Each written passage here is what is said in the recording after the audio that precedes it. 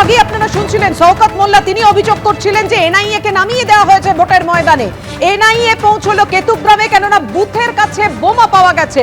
পূর্ব বর্ধমানের কেতুগ্রামে একেবারে বুথের সামনে থেকেই বোমা উদ্ধার হয়েছে। এনআইএ পৌঁছে গেছে ঘটনাস্থলে। বিস্তারিত জানবো, কথা বলবো। আমাদের সঙ্গে রয়েছেন আমাদের প্রতিনিধি ভাস্কর মুখোপাধ্যায়। ভাস্কর,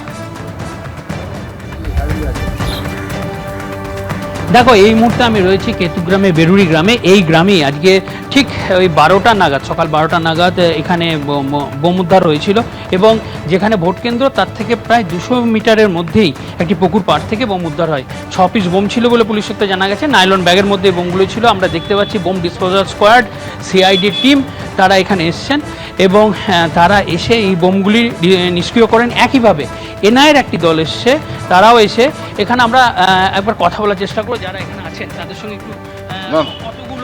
কতগুলো বোম ছিল বা আপনারা কতগুলো ডিসপোজ করেছেন? থানার অফিসারের কাছে না না আমরা করেছি, থানার অফিসার বলবে, উনি চার্জে আছেন। 6 পিস ছিল বোম, আর বম স্কোয়াডের যারা টিম আছে ওনারা এসে ডিসপোজাল করেছেন। এনআইএ দল এসেছিল? হ্যাঁ, এসেছিল। কি হলো, মানে বোমগুলো কোথা থেকে এলো বা কি জানতে পারলেন? না না না না, ওটা অনুসন্ধান চলছে। কতটা মানে বুথ কেন্দ্র থেকে কতটা দূরের মধ্যে ছিল? 250-300 অ্যাপ্রক্স মিটার। ওর মধ্যে ছিল। হ্যাঁ বোমগুলো করা হয়? হ্যাঁ, বম স্কোয়াডের। না না না না না, তদন্ত চলছে। তিনি জানালেন যে তদন্ত চলছে। এনআইএ টিম একদিকে যেমন তদন্ত করছে, অন্যদিকে সিআইডি বোম স্কোয়াড তারাও এসে এই বোমগুলি নিষ্ক্রিয় করে এবং আমরা দেখব যে পুরো আমরা দেখতে পাচ্ছি যে সঙ্গে থাকো। এই মুহূর্তে আপনাদের জানিয়ে রাখি, বিকেল 5টা পর্যন্ত ভোট পড়েছে 90%। অর্থাৎ প্রথম দফায় রেকর্ড ভোটদানের যে ট্রেন্ড সেটাই বজায় থাকতে চলেছে দ্বিতীয় দফাতেও। বিকেল 5টা পর্যন্ত ভোট পড়ল 90%। বিকেল 5টা পর্যন্ত ভোট পড়েছে 90%। ভোটের পরেও রাজ্যে থাকবে কেন্দ্রীয় বাহিনী, রাজ্যে থাকবে 700 কোম্পানি কেন্দ্রীয় বাহিনী। ভোট মিটে যাওয়ার পরও কেন্দ্রীয় বাহিনী থাকবে রাজ্যে।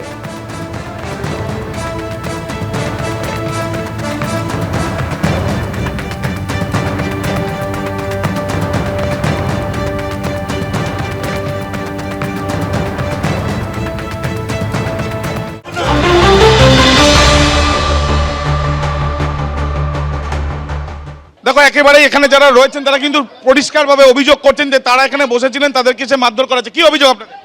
ক্যান্ডিডেট, বিজেপির ক্যান্ডিডেট এসে আমাদের অনেকজনকে মারধর করেছে। হ্যাঁ, এটা আমার মুখ ফাটিয়েছে, মুখ ফাটিয়ে দিয়েছে। আমরা অর্জুন সিং গ্রেপ্তার চাই, আমরা অর্জুন সিং এর গ্রেপ্তার চাই পরিষ্কারভাবে।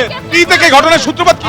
আমরা এখানে বসেছিলাম, উনি আসলো ডাইরেক্ট এসে বললো এখানে কি হচ্ছে এতজন কেন?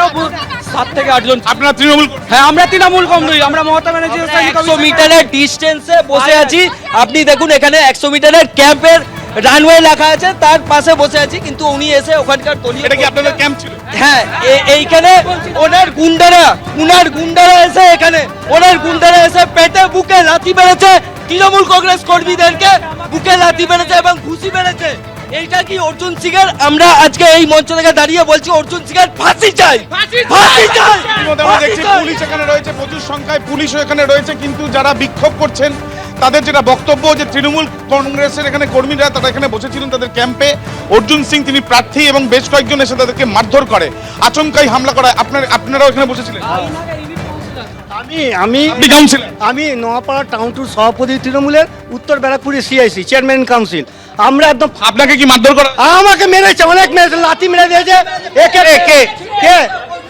আপনাকে কে মেরেছে? সুমন ব্যানার্জি এসে ঠেটিং দিয়েছে। 5 থেকে একটা বহিরাগত ছেলে দল বল নিয়ে, আমরা জানি না কি, তখন অর্জুন দা ওখানে আছে, দৌড়ে এসে পেটে এরকম করে লাথি মেরেছে।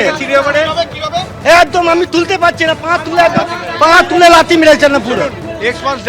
মানুষ বলে, মানুষ গুন্ডা। আমরা দেখতে পাচ্ছি যে তৃণমূলের কাউন্সিলর তিনি বলছেন তাকেও মারধর করা হয়েছে। আপনাকে মারধর যখন করা হয়েছে তখন অর্জুন সিং কি এখানে ছিলেন? হ্যাঁ, অর্জুন ছিলেন, দূরে ছিলেন, বাইরে ছিলেন। উনি তো সিকিউরিটি ছাড়া উনি তো সিকিউরিটি ছাড়া বাইরে বেরোতে পারেন না, কারণ সাধারণ মানুষের সাথে মেশার মতন ক্ষমতা ওনার।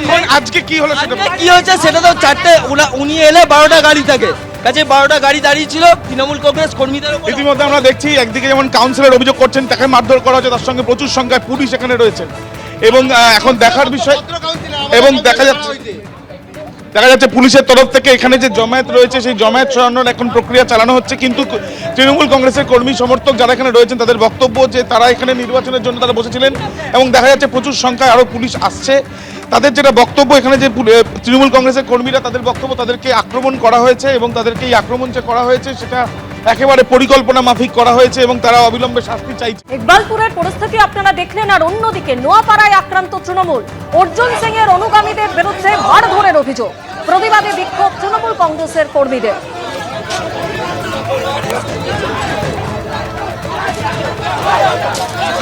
এবিপি আনন্দ, এগিয়ে থাকে, এগিয়ে রাখে।